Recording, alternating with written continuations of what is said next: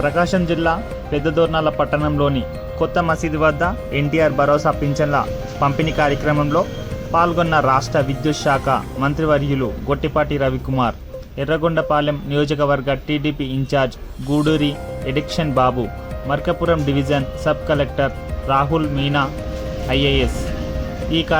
ఈ క్రమంలో విద్యుత్ శాఖ మంత్రి గొట్టిపాటి రవికుమార్ ఎన్టీఆర్ భరోసా పెన్షన్ కార్యక్రమంలో పాల్గొని పెన్షన్ను అందజేశారు.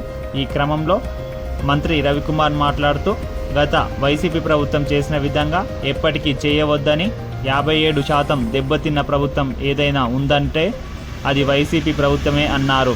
గత ప్రభుత్వం పెన్షన్ల పంపిణీల్లో వాలంటీర్లను పంచనీయకుండా కొన్ని పర్యాయాలు ఖాతాల్లో జమ చేసిన పక్షంలో ముఖ్యమంత్రి చంద్రబాబు నాయుడు సచివాలయ వ్యవస్థ ద్వారా పంపిణీ చేయాలని, గతంలో ఫలితం లేకుండా పోయిందని విజ్ఞప్తి తీసుకువచ్చారు.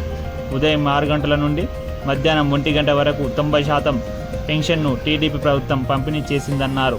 మండలం తెలుగుదేశం పార్టీ నాయకులు ఎవరు మల్లికార్జునారెడ్డి, రావి కింద సుబ్బరత్నం తదితరులు పాల్గొన్నారు.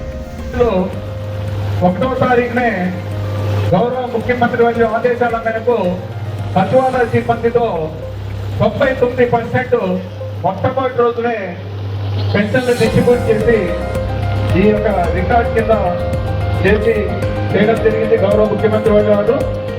దాంట్లో భాగంగా ప్రకాశం జిల్లాలో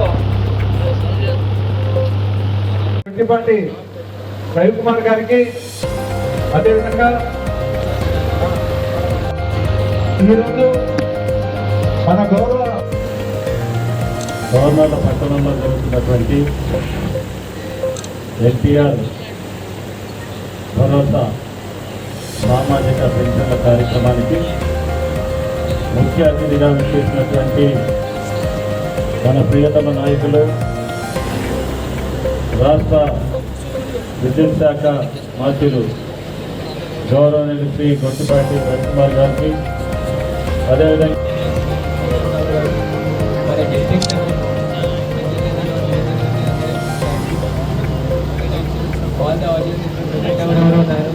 తర్వాత మీడియా నమస్కారం అండి. ఈరోజు ఎన్టీఆర్ భరోసా స్కీమ్ పరంగా మనము